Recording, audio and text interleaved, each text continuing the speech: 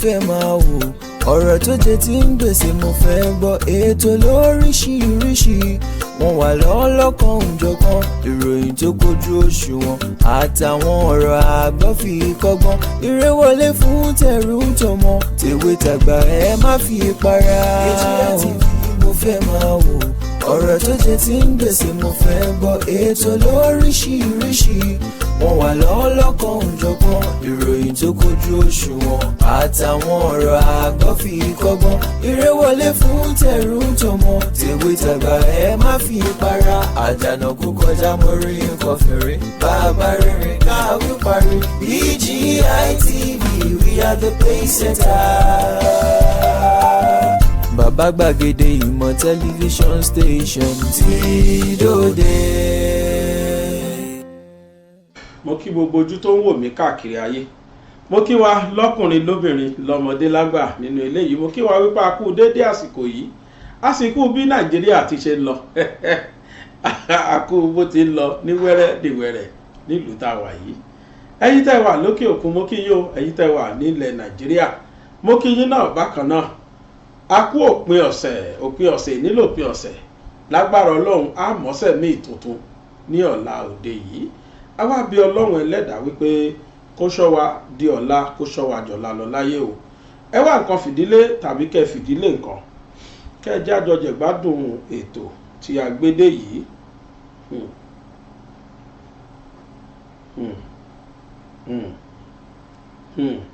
Ẹ rí i pé mo sáà ṣe ìlú tá a wà yìí ni Nàìjíríà yìí ni òun ló ń bà mí lẹ́rù. Nàìjíríà ló ń bà mí lẹ́rù torí wípé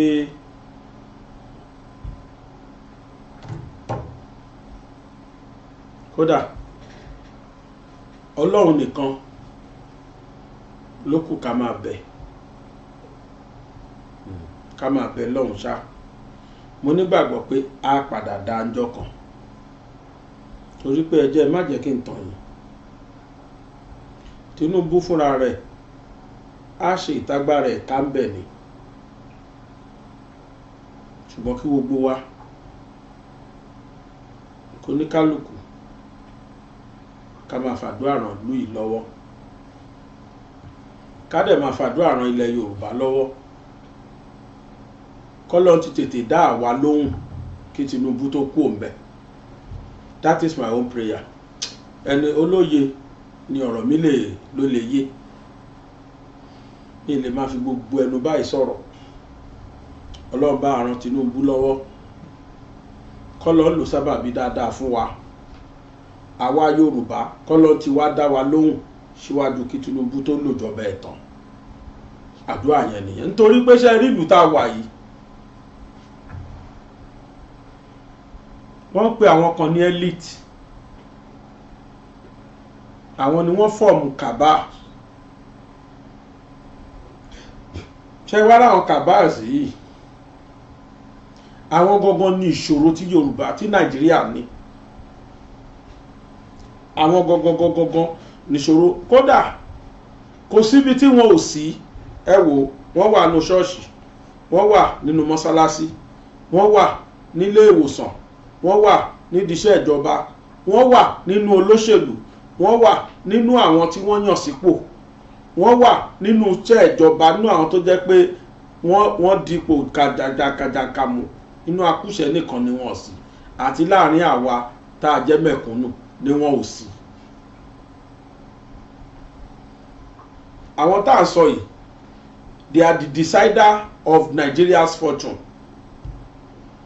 Àwọn ni wọ́n máa ń decide bóyá president kan máa ṣiṣẹ́ àbí kò ní ṣiṣẹ́. Àwọn náà máa ń decide. Àwọn ni wọ́n máa ń decide bóyá president kan á rí ṣe o àbí kò ní rí ṣe. Àwọn ẹni yìí Ọlọ́run fi ṣe àrólé lé Nàìjíríà lórí, ṣùgbọ́n wá ṣipò yẹn lò. Ọ̀nà kan àbí kejì ni wọ́n gbà dé ipò yẹn. They are cabals. Wọ́n wà nù gọ́fúnà pàápàá, àwọn olóṣèlú, kódà wà nù ológun. Every walks of life ni àwọn tá à ń sọ yìí wà. Àpapọ̀ wọn ni wọ́n decide ìgbésí ayé Nàìjíríà. Ara wọn làṣírí wọn tú tẹ́ rí yẹn tí wọ́n kówó wa ná. Màá ka write up kan fún wa ń sìn. Write up yẹn gangan ni mo fẹ́ bẹ́ẹ̀sì ọ̀rọ̀ mi lé lórí lẹ́nìí ká lè mọ kí ló fa ìṣubú tílu Nàìjíríà fẹ́ ṣubú tójọ́ lọ́ọ̀ nìkan ló lè gbé dìde. Torí bóyá ń bá bọ́n ṣe ń bá bọ̀ yìí ó ti ṣubú tán ni ká sọ. Bóyá Ọlọ́run lè bá wa lo Tinubu torí pé mi mo ṣe wà yìí mi ò ń sọ̀gbàgbọ́ nù mi ń sọ̀rì tínú. Bóyá Ọlọ́run lè bá wa lo Tinubu láti gbé dìde títí dìgbà tọ́lọ́ máa fi gbàdúrà lẹ̀ Yorùbá. Mo tó ń tó sọ títí dìgbà tọ́lọ́ máa fi gbàdúrà lẹ̀ Yorùbá. Torí pé wọ́n pé tí Tinubu bá ṣe tó tún gbogbo ẹ̀ ṣe tí Fúlàní bá tún gbàjọba lọ́wọ́ ẹ̀ wọ́n á tún dàrú same náà látún padà wà. Wallahi ó dáa kò kúkú worst tó yìí nígbà ayé Goodluck Jonathan, kò kúkú worst tó yìí nígbà ayé Tinubu, àgbọ̀n nígbà ayé Ọbásanjọ́. Ọ̀dọ́ ń gbà ayé Ọbásanjọ́ ní Nàìjíríà bẹ̀rẹ̀ sí ní witness insecurity. Wọ́n kọ́kọ́ rí Mutalab tó so bọ́ǹbù mọ́ra, àṣé tips of the iceberg lárí. Ṣé ẹ rántí ọmọ tí wọ́n rí inú aeroplane Mutalab? Wọ́n kọ́kọ́ rí ọmọ yẹn nínú plane. Tètè fura brain wa ọ̀sán gbà yẹn pé ṣé kò sùúrù wọn Nàìjíríà ṣá, àṣé wọ́n tiẹ̀ ti fọ́ọ̀mù kàtẹ́ ẹ̀ tí wọ́n ti pọ̀. Tètè fura. Tètè fura. Kò pẹ́ kò jìnnà. During second term Ọbásanjọ́, akọ̀dédé rí páwọn kan láwọn jẹ́ Boko Haram. Kí láyé fi sọ wọ́n Boko Haram ni pé wọ́n against education, wọ́n against Nigeria education, wọ́n wá lọ múlé sínú igbó. Initially they did not started with violence. Later they started killing people. Èrè la pè. Wọ́n máa combat wọn, wọ́n máa rí wọn mú, wọ́n máa kọ́ńkà wọn, wọ́n máa ṣe kinní kan. Irọ́ France wá, gbogbo wọn wá, wọn ò rí kankan ṣe. Wọ́n transfer ìjọba sí kí lórúkọ Yar'Adua òròjúráyè tí àìsàn ò jẹ́. Goodluck gbàjọba lọ́wọ́ ẹ̀, òun náà tún ràn títí kó tó di pé ṣíàmánu gbogbo wọn wá dé. Òun ò tiẹ̀ tó wá dúró lórí Boko Haram tá à ń bá fà tẹ́lẹ̀ o, òun kúkú tiẹ̀ tó wá kó Fúlàní mi ìwọlé ni. But during the era àwọn méjèèjì tá à ń sọ yìí tó jẹ́ major player tá a lè pè ní president, torí ti Yar'Adua yẹn ìyẹn tiẹ̀ kàn wá ní a lè kàkún. Ó dẹ̀ ṣe dáadáa díẹ̀ níwọ̀nba àti health ẹ̀ gbé. All of a sudden la bá rí chairman Buhari, kóhun tiẹ̀ tó wọlé rárá ló ti kó wà ládàáni kúkú mọ̀. Kódà mo wà nú ẹni tó campaign fún Buhari, mo wà nú ẹni tó dúró tán, because we thought it was that Buhari of 80s.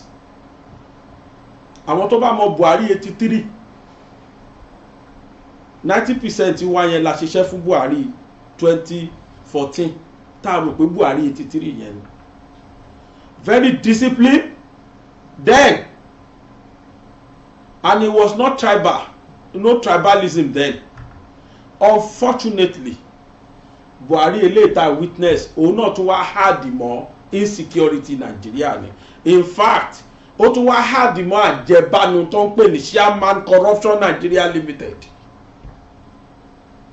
Bó tiẹ̀ tí n kò jẹ́ pé the two previous successive government chairman làwọn náà o, nítorí pé nínú ìjọba Ọbásanjọ́ ti ṣe my watch tó ti jẹ́ ká mọ̀ pé vice òun tí ẹ̀ ju támúrọ̀bà lọ, which is Àtíkù nínú my watch. and I begin to think and ask question that where were you nígbà tÁtíkù ń kóró owó tó tó ìsà bó tiẹ̀ ti kò jẹ́ pé ẹ̀yin náà ní lọ́wọ́ ẹ tún dìsẹ́rù kò sẹ́ńtà rẹ̀ mọ́nú ẹ̀yin méjèèjì ẹ ṣáàjì àfilẹ̀ ká fi sẹ́nu ká dákẹ́ bá a bá bẹ̀rẹ̀ sí ní túṣu désàlẹ̀ kòkò ilẹ̀ àbàjẹ́ bó tiẹ̀ tó yẹ pé àní ara bàbá mi sẹ́ ara gbọ̀ngàn ò mọ́ ṣé ìtọ́ ṣe ní 70s ní ká sọ tó jẹ́ gbogbo edifice tí Awólọ́wọ̀ fi sílẹ̀ pátá ní bàbá mú tó dàrú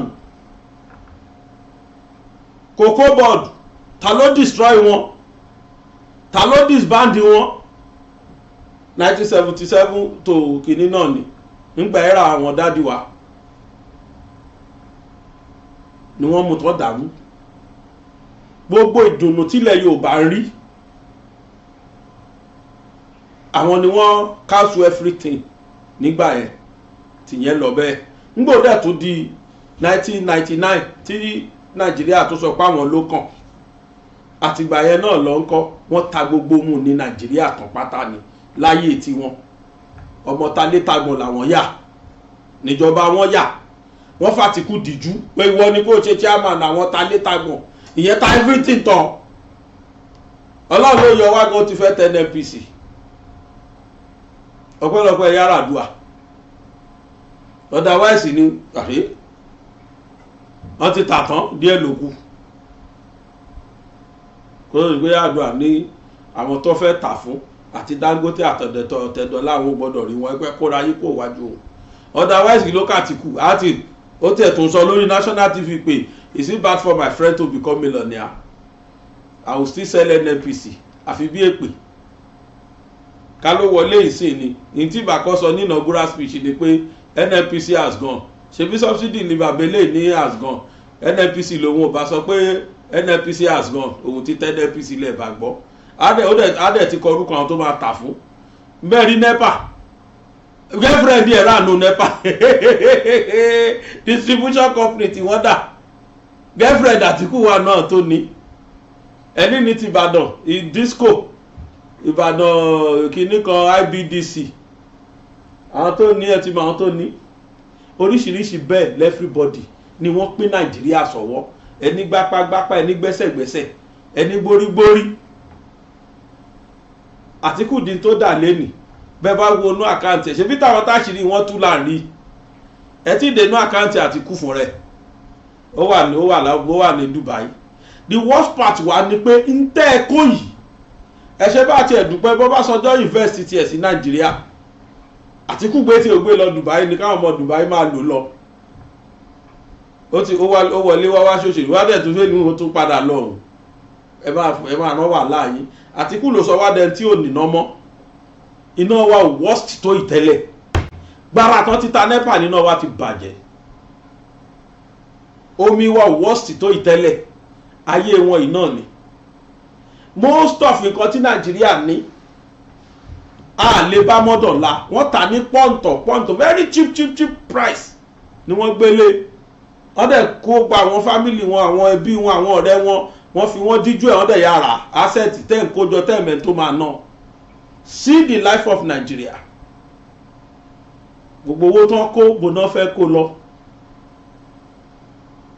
gbogbo tán ti ń kó bẹ́ẹ̀ tẹ́lẹ̀ it wasn't as bad as this but as soon as tológun bẹ̀rẹ̀ ológun ló ṣíjú sí ìmàbẹ̀sí ní kó owó gbogbo tí ó ti ẹ̀yẹ káwọn olóṣèlú wa kí wọ́n kọ́gbọ́n àtàwa míì náà tá a kì í ṣolóṣèlú táwa náà involve torí kì í ṣolóṣèlú nìkan ló bà Nàìjíríà jà wọn nìkan kọ́ lọ́ corrupt o máa ka àwọn write up kan fún wa ń bíṣẹ́ ó fẹ́ẹ̀ lè má sẹ́ni tí ó kàn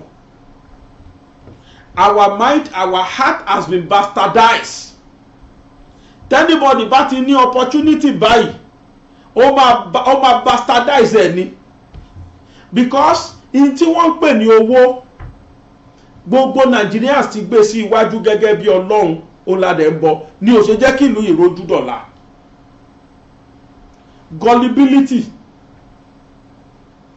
for worldly things, àwọn necessity tá a sọ di luxury, our demand for it are too high. Olówó lọ̀gá a fi ẹni bá ti lówó àfẹmọ́ báwo ló ṣe rí, bá ti lówó báyìí ó ti dọ̀gá nìyẹn, ó ti dọ̀rá ìsà, ó ti di rákàdédè. Ó ló ṣe jẹ́ pé everybody ṣáà ń wọ́nà pé dọ́dọ̀ èmi náà gbọ́dọ̀ lówó yẹn torí mo fọ́ra ìsà. Ẹ jẹ́ kọ́kọ́ fi ti bí ṣọ́ọ̀ṣì mu. Rank by rank ní àga ṣọ́ọ̀ṣì, rank by rank. Bó ṣe bó àsọ ti mọ́sálásí o, ẹ má rò pé bóyá mo tako Christian rárá o.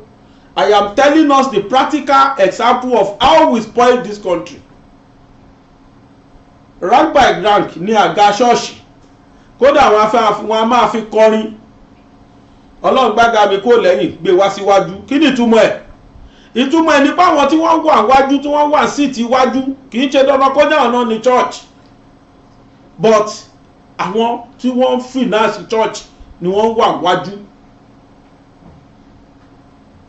Oríwo ní 10 naira ní 20 naira owó gbá ẹ̀yìn pátá ní sóní síìtì tí ẹ máa wà ó ń bolo ìwà wájú wá jókòó kọ́ máa dá owó gbá kí wọ́n máa dáadáa mẹ́wàá kó má rí san owó tó bẹ́ẹ̀ owó náà jẹ́ wá jókòó síwájú. Bẹ̀tẹ̀ jẹ́ kó dọ̀la kan kẹ́niyàn náà ti rówó jí kó lẹ́níwé àkó ti di trillionaire. Kódà ẹ máa gbọ́ tí pastor máa fi ṣe sample sí ìgbà tó bá preach, like that our father, like that our brethren, olè máa gbọ́. Whereas lánàá ẹ̀yìn pátápátá ni chair ẹ̀ wá. This is the reason why some people are stealing Nigerian money. Number one ni ẹja wa mọ́sálásí. Practical example tí mo witness ni, no be say dem tell me. Àṣà lady kan ani no be me talk am, na be ka talk am, na be ka tell me. No be say dem tell me, mo witness ẹ ni. Àwọn kan wà mọ́sálásí tó jẹ́ pé ayé ò mọ̀ wọn rárá, wọn ta sí wọn, kódà sí fi mọ mọ̀tẹ́lẹ̀ rí wọn kó kí wọn. But as soon as tọ́lọ́ bá ti gbé àga ẹ̀kú ẹlẹ́yìn tó gbàgà ẹ̀ síwájú, àfẹ́mọ́gbó ló ti rówó tó sì dẹ̀ tó ti lo mọ́tò jìkẹ̀jìkẹ̀ tàti rí pé owó ti dé. Ìsìlẹ̀ máa rí tí mọ́ bí ò rí mọ́mù àkí àsáàlẹ̀ àbúrò alágbẹ́já wọ́n ní kí sáláwọ̀ sí ní o ẹyẹ ní o. Àwọn míì náà tí wọn ò ní nínú ìjọ wọn wá máa wá wò pé Ọlọ́run máa ṣàánú àwa náà. Irú wọn ní tètè dé lásìkò oorun, ńgbà sámọ̀ bá ti bẹ̀rẹ̀ gangan náà máa dé tó rán fẹ́ oppressed. Àwa wọlé pẹ̀lú 250 million perfume lára, táwa wọlé tó náà dágbà gbogbo ayá bójú wò báyìí. Òun náà wọlé majestically and mosostically, àtàjẹ́ àjòjostically náà lọ́dọ̀ máa fi wọlé papọ̀. Àwa jókòó lòun náà wá fẹ̀, àwọn èèyàn wá wò pé yes. Ẹni tí ò ní àwa máa ronú pé báwo lèmi náà ṣe fẹ́ níbi tiẹ̀. Tìdí ẹ̀sìn nìyẹn,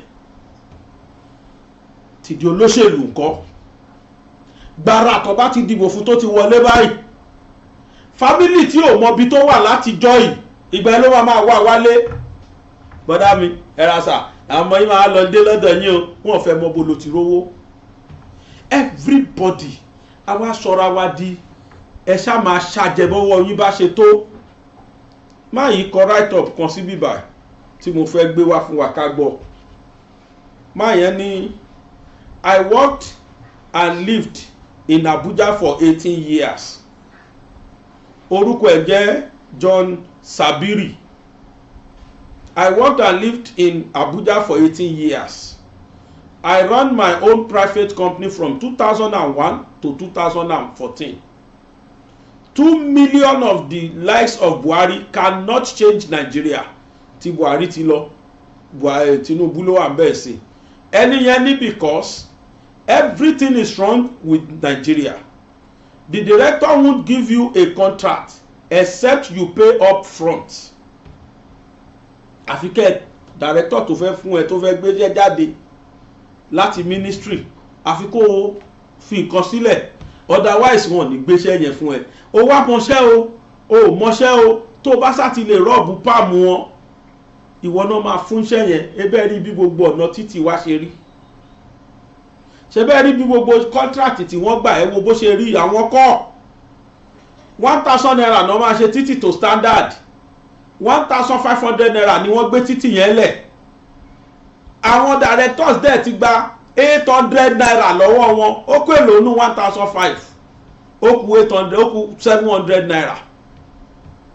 nínú 700 naira àwọn ọmọ tó máa gbé fáìlì ẹbí àwọn ministry workers àwọn nǹkan wọ́n ti gba 500 naira, ó kù 200 naira. ẹ má gbàgbé pé 1,000 ló máa ṣe títì yẹn, wọ́n ti gba 200 naira. òun náà yà kó 150 naira sápò, àyà fi 50 naira ṣe títì tó yẹ kó fi 1,000 ṣe.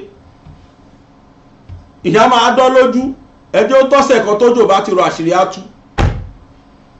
ẹ máa kọ́kọ́ rí akọ́ máa yọ sákù, tó bá fọ́ọ̀mù sákù tán bí gba boy scout fọ́ọ̀mù sákù jọyọ̀ àfọ̀mù sákù, ìwọ̀n bá fọ́ọ̀mù sákù tán kẹ́ tó mọ tó ṣẹlẹ̀ sákù a máa fẹ̀ lọ. ìjọba kẹrí ò ti responsive government wọn tètè respond sí nǹkan tó ṣẹlẹ̀. ẹ máa gbọ́ federal government títì ni, ẹ máa gbọ́ federal road ni, state road títí tó máa fi gé. àwọn aráàlú a máa sọ̀fà ẹ̀. whereas ẹni tó gbowó yẹn ó ti gbowó ti lọ tiẹ̀, àwọn tí wọ́n jẹ inú owó yẹn ti jẹ. any director won't give you a contract except you pay upfront. The banks won't give you a loan except you concede a certain percentage. kò yọ báǹkì náà lẹ̀, lónìí oye báyìí ni o, percentage báyìí ni policy bank, òun ayé àfi tiẹ̀ kún 10% lẹ́ máa gba owó yẹn o. ẹ bá ti fẹ́ gba 20 billion 10% ni o, ṣe é gbà bẹ́ẹ̀ gbà òdìkẹ́ni yẹn lòún gbà ń bò wá lọ gba lónù tẹ́mi ẹ̀ ò gbé, òun náà yà máa ṣiṣẹ́ ẹ̀ pa kalẹ̀. Only the man supervising the contract won't pass the job except you pay bill or except you play ball. ẹni yẹ kó tún wá woṣẹ́ yẹn ó dáa kò dáa, tó bá ti fún ní nǹkan á ló dáa, láì ṣe pọ́n fún ní nǹkan iṣẹ́ yẹn dáa ní kò dáa. Except you play ball. The clerk won't pass your file for payment except you rob his palm. ṣe rí pé kò sẹ́ni tó free. The account department won't raise your payment voucher or checks unless you see them. I can go on and on. The worst thing is that it has become a norm that nobody sees anything wrong with. If you think otherwise, they begin to think you are sick and not normal. If you try to stand in their way, you put your life at risk.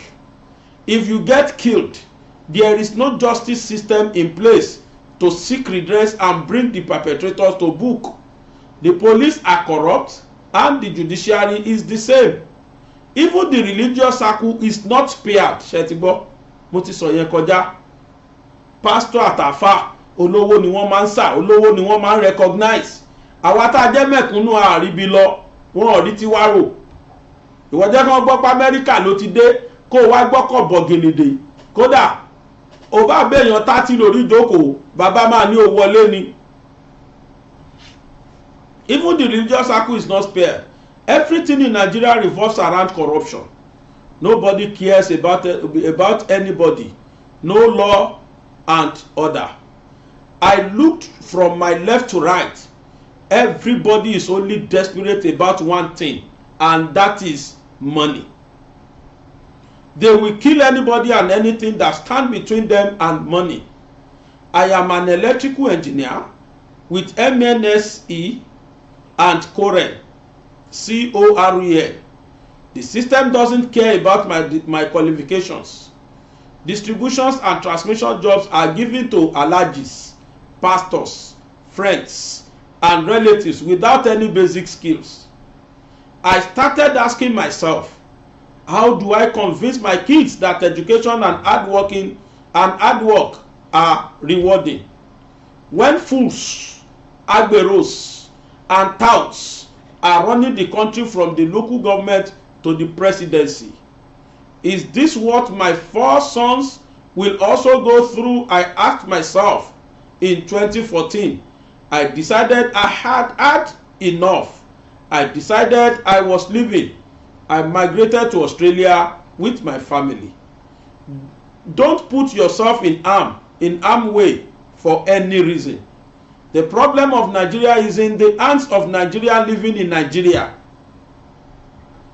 The problem of Nigeria is in the hands of Nigerians living in Nigeria. Try starting a gatehouse in your village.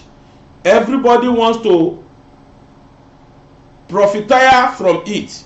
The bricklayer, the carpenter, the mason, and even your brother who claim to be supervising on your behalf. They are all corrupt, morally bankrupt, and selfish. Everybody there thinks about himself and nobody is thinking about Nigeria. You don't have to be one. You don't have to be the one to go there to change anything. Let those under the hammer start the revolution. I beg, make you hear word. This post is gonna anger a lot of my followers. I am still gonna post it anyway. Analogy of oppressors and foolish citizens. A case study of Nigerian citizens and their elected oppressors. During the Soviet dictatorship of Joseph Stalin, he was a brutal dictator with mind of his own. On one fateful day, Stalin came to Politburo meeting with a live chicken. Standing in front of audience, he started to pluck the feathers of the live chicken off one by one. The chicken trembled in pain. Blood trickled out of its paws. It gave out grievous cries.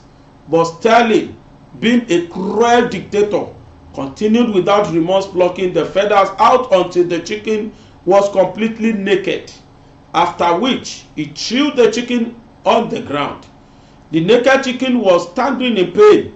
Stalin goes into his pocket, and from his pocket, he took out some chicken food, and started to throw it at the poor and hopeless creature. The poor chicken in pain started eating, and Stalin started walking towards his seat.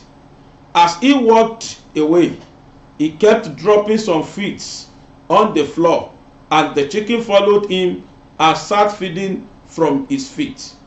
Joseph Stalin then turned to members of his political party leadership. He said, "This chicken represents the people. You must disempower them, brutalize them, beat them up, starve them, and then leave them. If you do this, go into your pocket and give them peanuts. When they are in that helpless and desperate situation, they will blindly follow you for the rest of their life, worshiping you. They will think you are a hero forever. They will forget that you are responsible for their sorrow situation in the first place." Breathtaking, isn't it? Now, take a look at all the people some Nigerians are busy defending on social media. Take a look at those they call their heroes. They are the same people who plugged Nigeria into the situations as she is. The situation she is. They are the same people who are responsible for their predicament. Did you see the numbers of people that thronged the house of the political fathers during the Salah and Christmas period to go and collect peanuts? Did you see the crowd that welcomed some jailed the former governors? Did you see how Oga Patapata is worshipped like God? Your guess is as good as mine, and the lives of many others we all know about. Nigerians killed those they should defend and defend those they should kill. Pass to all your contacts and let your government know that we know that they are doing what they are doing to us. God will judge them. This man has spoken, and he spoke my mind. He spoke my heart. Àárọ̀ tí mo rí write up yìí, omi bọ́ lójú mi. Look at that practical example by Stalin. Ó mú olórí ìlú ni, president ni. Ó dẹ̀ mú odindi adìyẹ. Ó address àwọn èèyàn. Ó dẹ̀ tú adìyẹ yẹn lóyè títí tẹ́jẹ̀ fi bò. ó wá ju adìyẹ yẹn sílẹ̀, ó wá kọwọ́ bàpò, ó kó oúnjẹ adìyẹ jáde, ó bẹ̀rẹ̀ sí ní dàálẹ̀ fún adìyẹ gbàgbé gbogbo paste tó wà lára ẹ̀, ó ń jẹun yẹn, ó wá ń lọ sórí síìtì ẹ̀, ó ń da oúnjẹ yẹn lọ bẹ́ẹ̀, adìyẹ dẹ̀ ń trace oúnjẹ yẹn títí tó fi ń jẹun lẹ́sẹ̀ ni tó bá tiẹ̀ jẹ́. Ó wá sọ fáwọn ọmọlẹ́yìn ẹ̀ pé ṣé rí wọn, this is an example of my people, example àwọn èèyàn rèé tí ó jẹ́ pé ní gbogbo ìgbà ni wọ́n rò pé àwọn tó bá tiwa jẹ́ Nàìjíríà ni wọ́n tún ṣe. Ẹ wá àṣírí tó tú níjẹ tàbí jẹrin, ọjọ́ wo la sọ̀rọ̀ yẹn bí. If a single soul could go away with 4 trillion naira in Nigeria, tó dẹ̀ believe kóhun lè live kóhun ṣe gbé, if not for God tọ́lọ́ jẹ́ kó tọ́lọ́ ń bá wa mú 4 trillion naira. Wọ́n wọ kiri gbà yẹn, àwọn èèyàn tún sọ pé kí ló dé tá ìṣe mefele báyìí náà, ẹ filẹ̀ náà. That man at the end of this write-up, only Nigeria defend those they supposed to kill and kill those they supposed to defend. Only don't you see people running after a jailed former governor? Àwọn tí wọ́n bá ti wá jẹ́ Nàìjíríà, àwọn elite tí wọ́n bà Nàìjíríà jẹ́ débi tó bàjẹ́ dé yìí. Bẹ́ẹ̀ bá tún sọ̀rọ̀ wọn ẹgbẹ́nu sáhùn èyí kan kìí báwọn ni. Mo ń sọ nígbà yẹn pé nígbà tá a sọ̀rọ̀ òṣèlú tó lọ, the 3 candidates, ẹ lọ fi gbogbo wọn run, mú gbogbo wọn nìdí wọn run. Kò sí anybody that is sacred cow.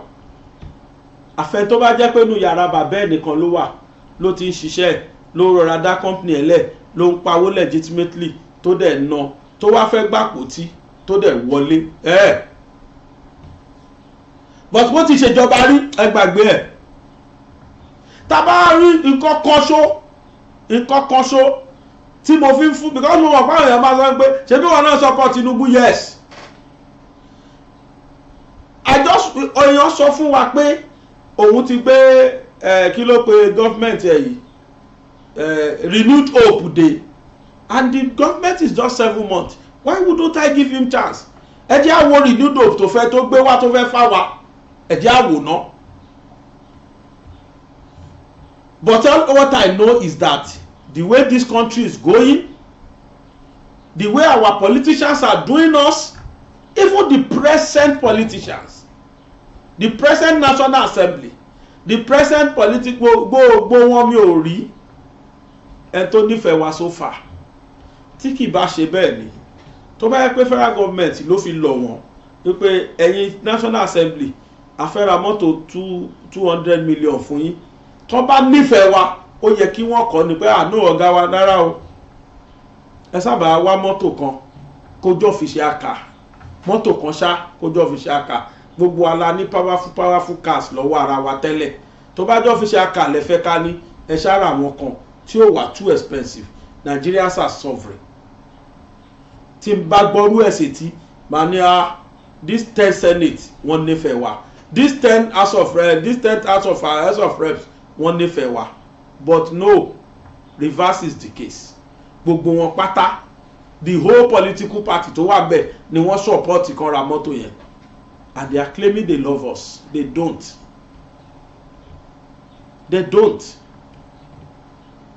Tó bá nífẹ̀ẹ́ wa, ní máa gbogbo everybody tó wà nípò àtàwọn tó ti wà ń bẹ̀rì, let us pack every one of them, kọ́ máa ní kọ́ wá audit wọn. Báwo ni 1 naira ṣe di 2 naira? Ẹ̀rì tuntun pa. And that is one reason why I support the call for wípé ẹ jẹ́ kó ní kálukú dúró ní region ẹ̀. We must go back to that regional government. Ẹ kó ní kálukú dúró ní kí Yorùbá wà ń bẹ̀, kí northerners, káwọn northerners náà wà ní tiwọn, káwọn Igbos náà wà ní tiwọn, ẹ wá jẹ́ kójú oníkálukú wá tó. So far kí náà pé bàbá yìí, so far Awolowo tried it and he succeeded. In fact, Western region even emerged as the best in the whole regions tí Nigeria ní. Western regions was rated the best because we invented the first television, first hospital, first clinic, gbogbo first ni. If that is the case, why don't you go back to that level? Why don't you let Yoruba be, let Igbo be, let Northerners be? Dan kí Fúlàní kan wọlé wá kán máa pa wá lóko, all in the name of one Nigeria. Mo ní very sad news kan bí inú bí mi gan mo ṣe kakini yẹn, inú in fact mi mọ bínú ṣe bí mi tó, wọ́n kànú news wa ni mo wá rí mo ní ṣe ẹ̀dẹ̀ ṣọ́ ǹtẹ̀ ẹ̀ka yìí, and they showed it to me. Ẹ wojọ́ ta ti ń pariwo pé Fúlàní ń pa wọ́n ní Nàìjíríà, àríkọ́lọ́pàá make any arrest. Okay, ó wá di pé àgbẹ̀ kan Fúlàní wá lọ sóko ẹ̀, wọ́n bà gbogbo oko ẹ̀ jẹ́, inú wa bí màá yan ara ò gbà, ó wá lọ dọ̀yà ha Fúlàní kú sọ́mà ó wà nígbèkùn báyìí o, ó wà nígbèkùn o. Is that really one Nigeria? Ṣé kìí ṣe pé wọ́n support ìran kan fún ìran kan ni? Bàbá Tinubu, ẹ̀yin ni governor, ẹ̀yin ni president Nigeria ń sìn. Lóòótọ́ o ẹ kìí ṣe president Yorùbá o, but this is your region. Ìfìyàjẹni lélẹ́yìí, injustice of highest order lélẹ́yìí. Tí kankan bá ṣẹlẹ̀ sí Fúlàní, ẹ ti ráwọn agbófinró tó máa sáré dìde. But tí Fúlàní bá ṣe many things tá à ń sọ̀rọ̀ tá à ń pariwo, agbófinró máa treat them with lawlessness ni. Are we under them or what? Are they superior to us or what? That is one of the corruptions I'm talking about.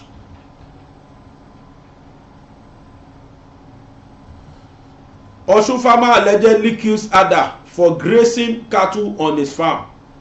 Operative of Civil Defence Corps have arrested a farmer identified as Paul Amechi following the alleged killing of a herder for grazing cattle on his farm.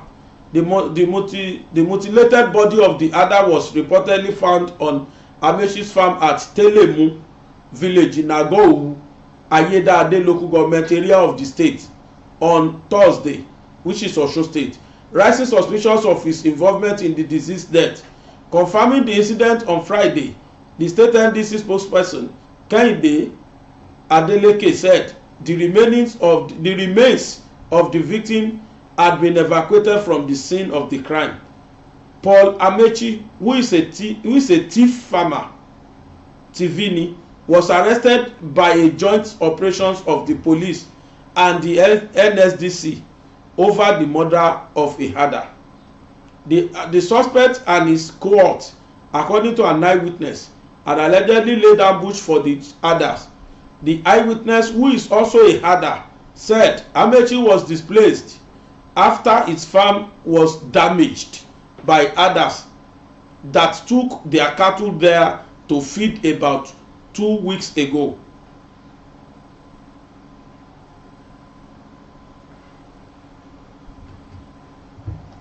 Mo fẹ́ béèrè pé ṣé Fúlàní yẹn ò ṣẹ̀ṣẹ̀ kankan ni?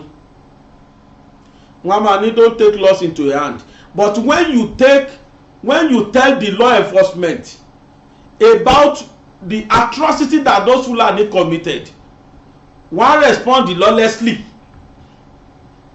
Pápátá wá ní wọ́n pè yín papọ̀ ẹ sọ bá ilẹ̀ ṣe máa sanwó, ọba máa sanwó yẹn ọdún méjì, wọn ò ní kí ẹ̀ mọ̀. Òṣogbo lélẹ̀ ti ṣẹlẹ̀ l'Ọ̀ṣun state o. Kí la ṣe? Lóòótọ́ ọmọ Yíbò ni, but ilẹ̀ Yorùbá ló ń gbé. Fúlàní wá fọ ẹran jókòó ẹ̀. Ó wá kalára débi pé wá dá sẹ̀ríà fún Fúlàní, wọ́n arrest ẹ̀. But nígbà tí Fúlàní fẹ́ràn jókòó ẹ̀, tó bá rìpọ́ọ̀tù ni wọ́n á ní kó má wọ́rì. Àwọn àṣeyìkọ́ tí wọ́n ní charity sí dọ́là lánàá village ta lọ 27 villages tí wọ́n papọ̀, ẹgbọ́n tó ní kálukú wọ́n sọ. Kódà wọ́n á tún arrest ẹlòmíì tó bá tún lọ report. Ọlọ́pàá tún arrest ẹlòmíì. Àwọn tó report wákìlì, kí ló ṣẹlẹ̀ sí wọn? oṣù mẹ́ta mẹ́ta lẹ́nì kọ̀ọ̀kan wọ́n lò lọ́gbà ẹ̀wọ̀n oṣù mẹ́ta àwọn mẹ́ta ni wọ́n 3 months náà lò lọ́gbà ni wọ́n lò ní police station ní Yàgànkù Ìbàdàn àwọn tó arrest ẹ̀ wọ́n ní pẹ́pẹ́sẹ́ o wọ́n lọ pa ọ́ ti ṣe wọ́n léṣe nílé wákìlì ìyẹn l'excuse ìyẹn ni reason ti Fúlàní nìyẹn tí security nìyẹn no any attempt láti fún wa ní security kò sí iná kò sómi kò sẹ́nìtì ohun tó yẹ kán dẹ̀ tún lò wọ́n ti kó ná. Tinubu, I have hope in your government and I believe your government can do something for us. Your government can bring changes. But after your 8 years, what next? Èyí tí gbogbo èèyàn béèrè náà nìyẹn. After Tinubu's 8 years, what next? Tí Tinubu bá tiẹ̀ tún ṣe àfi kí Fúlàní má tún gbà padà. Tó bá tún gbà má tún lù gbóngbó. Tí Tinubu bá fún wa ní security network tó le, tí Fúlàní bá tún gbà ìjọba padà, wọ́n á tún dá security yẹn padà sí insecurity. Because they have ways tí wọ́n design, they have means of importing arms and ammunition to Nigeria. Àwọn ọ̀nà tẹ́lẹ̀ rò ni wọ́n gbà fi import ẹ̀. Border tí wọn ò dẹ̀ ètò border tó close ibi tí wáyé. Their border is not porous, their border is freely opened. Wọ́n wọlé lọ wọlé bọ̀ ẹ̀wọ̀n ọmọ Nigeria yẹn wọ́n ọmọ Chad wọ́n wọlé lọ bó ṣe wọ́n wọlé bọ̀ ni. Àwọn náà ta àwọn ammunitions yẹn fún wọn.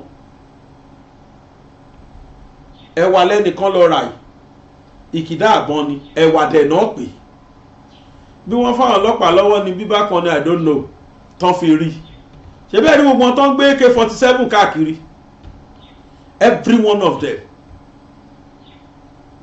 President Tinubu ẹ̀yin tẹ́ Yorùbá lẹ́yìn báyìí ẹ̀yin National Assembly kò sí Fúlàní bẹ́ẹ̀ mọ́ why don't you people enact law kó bá gbogbo wọn wí.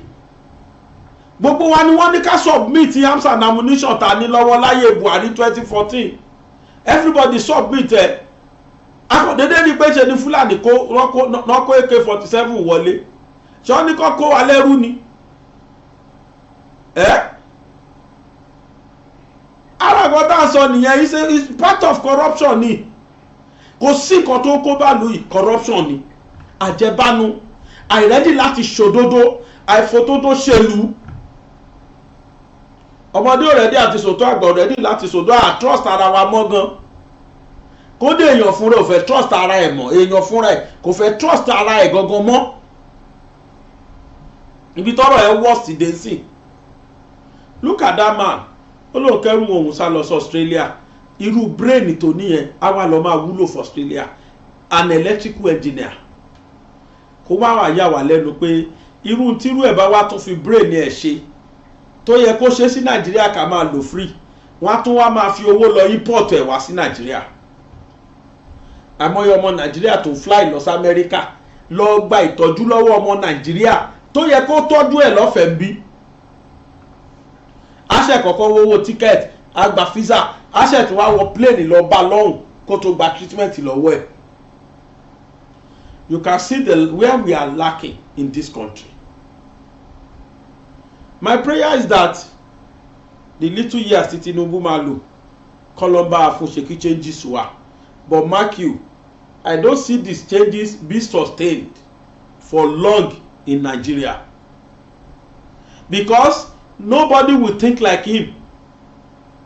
Gbogbo eré tó sákiri kí nǹkan lè dá tó bá dáa tó ń kọ́ lẹ́yìn ìjọba tiẹ̀ ń kọ́ kí ló máa ṣẹlẹ̀.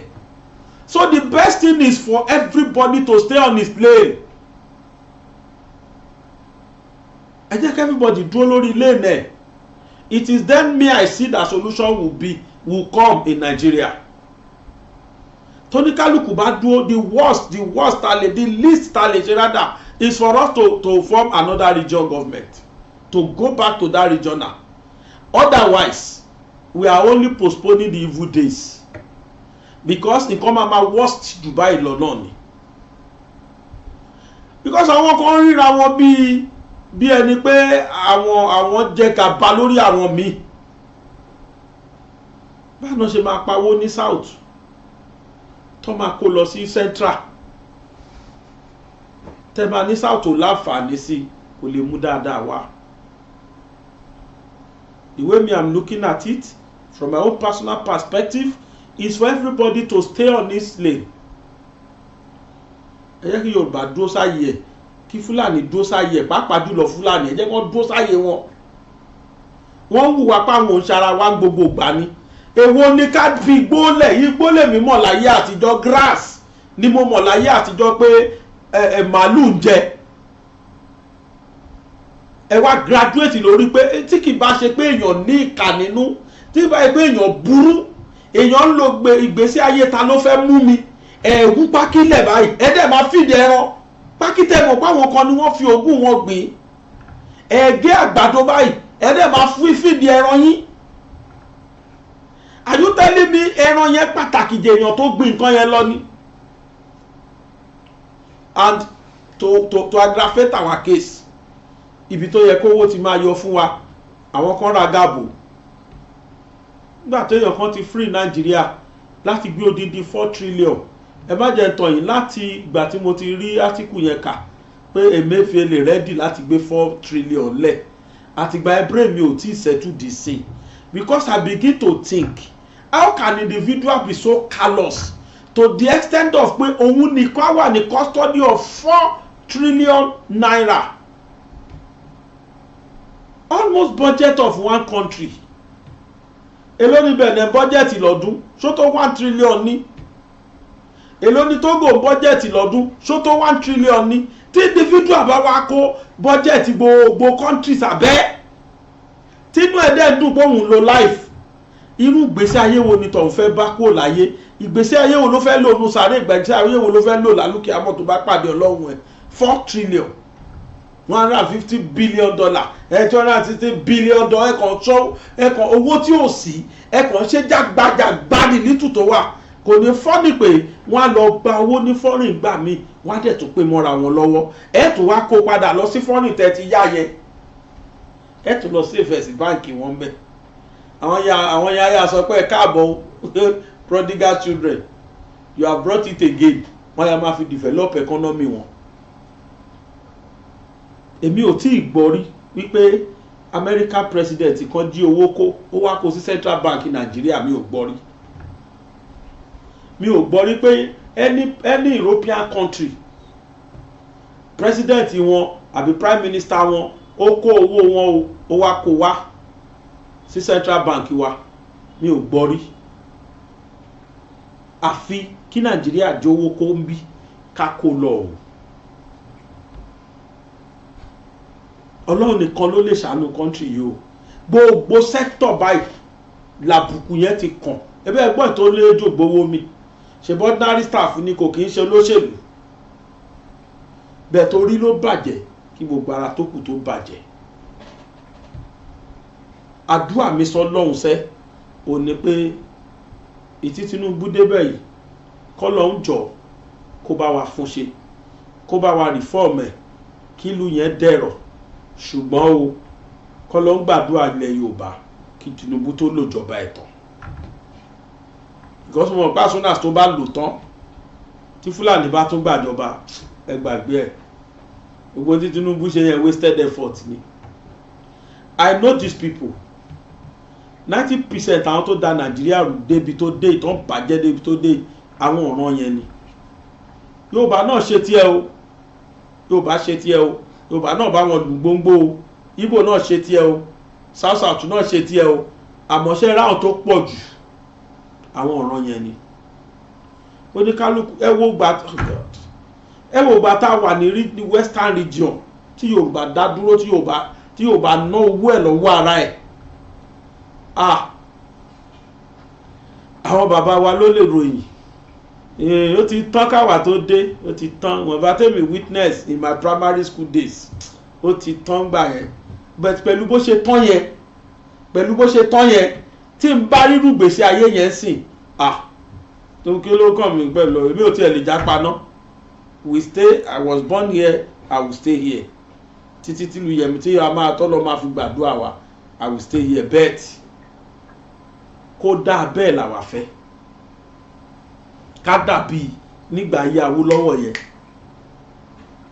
hospital gbà yẹn oh god wọ́n á fún ẹ lóògùn tó wà standard tí wọ́n gbọ́ á mọ̀ pé kí ló ń jẹ́ fake drugs of recent la ṣe ń gbọ́ fake drugs báwo à ń kó sáwọn tó dájú gbà yẹn everybody like ara wọn àwọn tíì tó jẹ́ pé tí wọ́n bá ṣe ẹ̀ máa gbóòórùn ẹ̀ là mú we were healthy then because our food were quality we were eating quality foods àwa ṣe ọ̀dọ̀ wa ọ̀dọ̀ táwa ṣe ń gbà yẹn ọmọdé tá a ṣe rádà ọmọdé tá a ṣe ń gbà yẹn ọmọdé tá a rí àwọn nǹkan ìpápánu jẹ ní chewing gum wa original chewing gum ni sweet wa gúdígúdí chocolate inú ẹ̀ kódà ẹ máa mọ̀ pé léyìí gálà táwa jẹ kì í ṣe gálà tó ń tà sí original Ghana la jẹ bisikíìtì wa bisikíìtì original ni different brands of chewing gum la ní dandy bubble gum àwọn tí wọ́n mọ̀ pọ̀ bẹ́ẹ̀ lóríṣiríṣi dandy yẹn èèyàn kan kò sí bó ṣe lè mọ chewing gum jẹ tó wá jẹ mẹ́ta papọ̀ nígbà tó mú gbó nígbò jẹ́ yọ kọ̀ọ̀kan tọwọ́ mi tẹ́ máa bo dandy àbí súnmọ́ so bubble gum oríṣiríṣiríṣiríṣi jẹ́ ń kà ntí ìyá tèmi ń tà ní màá gbé pálí kan màá já pa ò èlò náà wá ń tà mo ti ta odindi carnation milk ní 12 naira rí àbí 1 naira 20 kobo 1 naira 20 kobo odindi pálí carton ó máa já lé mi lórí ni tí màá máa fi ọpọ́n rù kiri tí màá máa tà ó wá máa tẹyọ wà mílìkì ọlọ́pẹ mílìkì ká níbo ni láìfù yẹn wá padà sí agbádùn débi póyìnbó wá sáàfù wá Nàìjíríà wa bó lọ́mọ Nàìjíríà fẹ́ lọ my dad was offer scholarship ó refuse ẹ̀ pé owó tí mò ń gbà lọ fi ní Nàìjíríà mi ó ju nǹkan tẹ́ fi ń lọ mí lọ I don't need your job your money don't need your job ó dẹ̀ kàwé ẹ̀ tó fẹ́ ká tó padà sí Nàìjíríà bàbá teacher ordinary teacher then ó tún fi wọ́n ṣakọ ní UK lónìí ẹ fẹ́ fún mi salary ó wo salary tó fi lọ yẹn wọ́n retain ẹ̀ fún iṣẹ́ onínú tí ó ń fẹ́ fi ṣe go back to my country dẹ̀ padà lẹ́nìkan èèyàn kan lọ rú àríru ẹ̀ èèyàn kan lọ scholarship àwọn àríru ẹ̀ kódà òun gan ló wà máa apply ẹ sádàmì ìlú ẹ̀jẹ̀ máa ṣiṣẹ́ ń bí ẹ̀ ń torí pé nígbà yẹn bóyá ni ò jẹ́ pounds àti Nigerian naira lọ́jọ́ jẹ́gbẹ́ torí Nigerian naira ju dọ́là lọ gbà ẹ̀ bóyá ni ò jáwọ́ àti pounds lẹ́gbẹ́ gbà ẹ̀ where is that life olóṣèlú ò jẹ́ àrímọ́ wọn ò jẹ́ mọ́ téèyàn ti lè lórí láyà tó ti ní confidence láti gbé odidi 4 trillion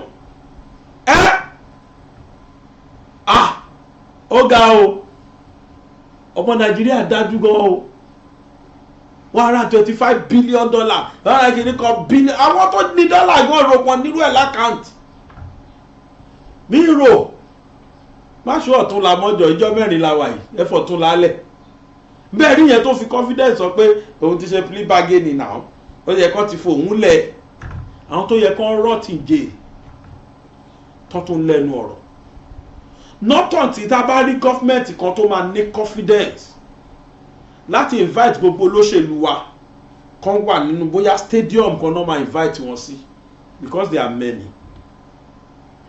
kan wá lock gbogbo entrance gate mọ́ wọn kan wá sọ pé well every one of you anybody that wants to get out of this stadium alive every penny you have in your account submit it will it now to this country every penny mi ò sínú pé kán pa wọ́n mi support kan pa kán máa jẹ́ kán máa lọ free but gbogbo wa tán kó kán gbà lọ́wọ́ wọn tá bá ríru ẹ̀ láàrin ọdún kan you will see American president kneeling down to Nigeria because a máa wà super and stickily rich then àwọn banks wọn lọ́hùn wọn máa joro because owó wa náà fi live lọ́hùn. Our money are starch in different banks in Europe and America. Wọ́n starch ẹ̀ káàkiri ni. Let's tomorrow kí Tinubu dẹ̀ ní confidence láti ṣe bẹ́ẹ̀ kọ́ lọ wá ṣe káwọn ọjọ́ National Assembly tó máa ṣe lélẹ̀ ẹ̀rọ ní lápò nù wọn tani National Assembly lé àti bẹ́ẹ̀ kọ́ ṣe òfin ẹ̀ pa gbogbo anybody tẹ́ bá ti rí tó jí owó kó next death penalty ni kọ́ ṣòfin yẹn. Do you think any one of them, even politics máa wà less attractive? Àwọn èèyàn ní ṣe mọ́ lọ́sọ̀ sí mọ̀ pé ikú ló máa gbẹ̀yìn àwọn táwọn bá jówó kó torí owó tí wọ́n rí bẹ̀ ló ṣe jẹ́ pé everybody fẹ́ di politician. Everybody ṣe fẹ́ kú síbẹ̀. Ìfẹ́ wa tó ní kọ́ àwọn tó nífẹ̀ẹ́ wa ò ní dépò yẹn. Àwọn tó nífẹ̀ẹ́ wa wọn ò ní because àwọn tó nífẹ̀ẹ́ wa ò ní ready láti náwó. Tó fẹ́ lọ ṣe iṣẹ́ sincerity wọn ò ní náwó. Wọ́n máa nífẹ̀ẹ́ wa tòótọ́ ẹ̀ máa rí lára wọn. Nigerians go ní vote fún wọn tí ò bá ti yọ ráìsì ike méjì tí ò ti yọ àlùbọ́sà ńlá kan tí ò ti yọ àkàrà tó máa bó ń sìn Nigerians ò ní dìbò fún wọn. Ẹgbọ́n tí máa yẹn ẹ wo analysis tí máa yẹn ṣe wọ́n bó adìyẹ wọ́n bó lára wọ́n gba gbogbo ayé ẹ̀tàn gbogbo tó fi ń ṣe aṣọ wọ́n bó kúrò lára ẹ̀ wọ́n wá da oúnjẹ lẹ̀ fún òun náà dẹ̀ tún jẹ́ títí tó fi dí ẹsẹ̀ ẹni tó ṣayé ẹ̀ bẹ́ẹ̀ ó tún jẹ́ lábẹ́ǹbẹ́. That is we Nigerians. Ibi tá a gbọ̀ sí nìyẹn. Máa yẹn lẹ́ni tó yẹ kán pa náà hail ẹni tó yẹ ká ẹ̀ hail ẹ̀ ń pa.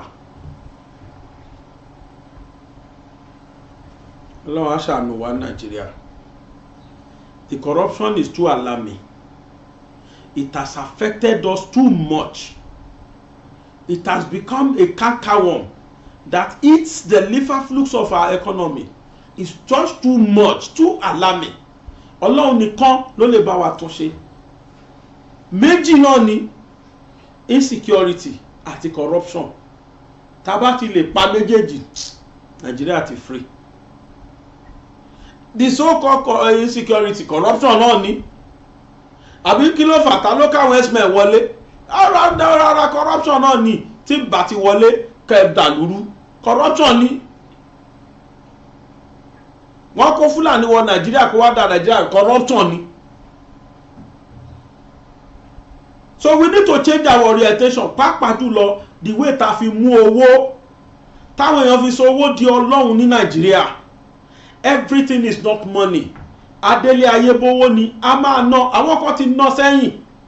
Ẹ jẹ́ ká náà wo environment wa ṣe báwọn kan là rí ní billionaire lánàá tá à ń hail tá à ń gbóhùn wọn nu tẹ́lì. Some of them are no more today. Èwo la wá rí tó kówó yẹn lọ? None. Kò sí. A ti wo àwọn videos oríṣiríṣi táwọn èèyàn ti fi mansion lẹ̀ tán ti lọ. One shall leave mansion and go to the grave at the end of the day. That is life mansion. Tán rà lẹ́jọ́ kan tán kọ́jọ́ kan. Tá bá ní brain yẹn ni a ní máa jí owó olówó kó a ní máa gbogbo tó sára àlọ́ àwọn ò ní máa sọ di tiwa. Ọbaṣe please don't relent on your house. Ẹ túbọ̀ bá wa wá wọn jáde kẹ́ túbọ̀ bá wa kó wọn jọ kọ́wọ́ máa tó gbogbo wọn bẹ́ẹ̀ kọ́ dẹ̀ máa fowó yẹn lẹ̀. President Tinubu ẹ ná owó yìí judiciously bẹ́ẹ̀ ṣe rí gbà. I'm telling you tọ́lọ́mbà bá wa gba àwọn owó wa padà ni.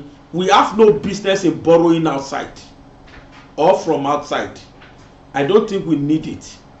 Nígbà tí èèyàn kan ṣo tó bá kó 4 trillion sílẹ̀ owó tí mo jí kó rèé o 4 trillion.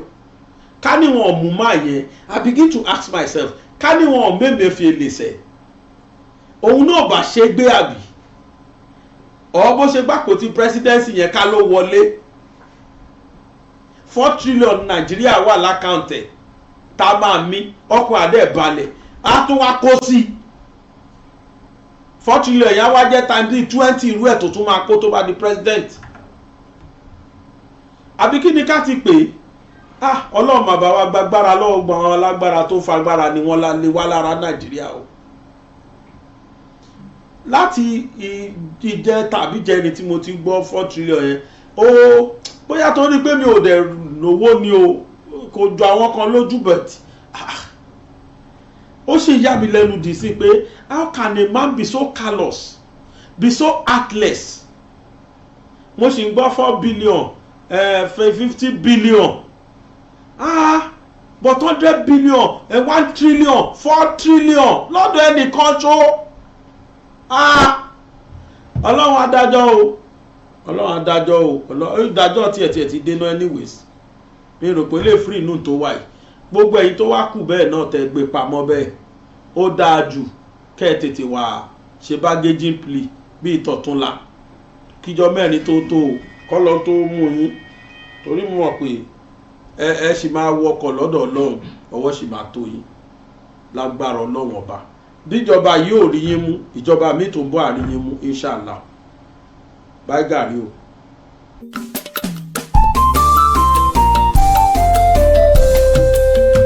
BGI TV yìí mo fẹ́ máa wò ọ̀rọ̀ tó jẹ tí ń gbèsè mo fẹ́ gbọ́ ètò lóríṣiríṣi wọ́n wà lọ́lọ́kan òjọ̀kan ìròyìn tó kojú òṣùwọ̀n àtàwọn ọ̀rọ̀ àgbọ́ fi kọ́gbọ́n eré wọlé fún tẹ̀rù tọmọ tèwe tàgbà ẹ má fi para. BGI TV mo fẹ́ máa wò ọ̀rọ̀ tó jẹ tí ń gbèsè mo fẹ́ gbọ́ ètò lóríṣiríṣi wọ́n wà lọ́lọ́kan òjọ̀kan ìròyìn tó kojú òṣùwọ̀n àtàwọn ọ̀rọ̀ àgbọ́ fi kọ́gbọ́n eré wọlé fún tẹ̀rù tọmọ tèwe tàgbà ẹ má fi para àdànà kó kọjá mórí nǹkan fèrè bàbá rere káwí parí BGI TV we are the pace setter.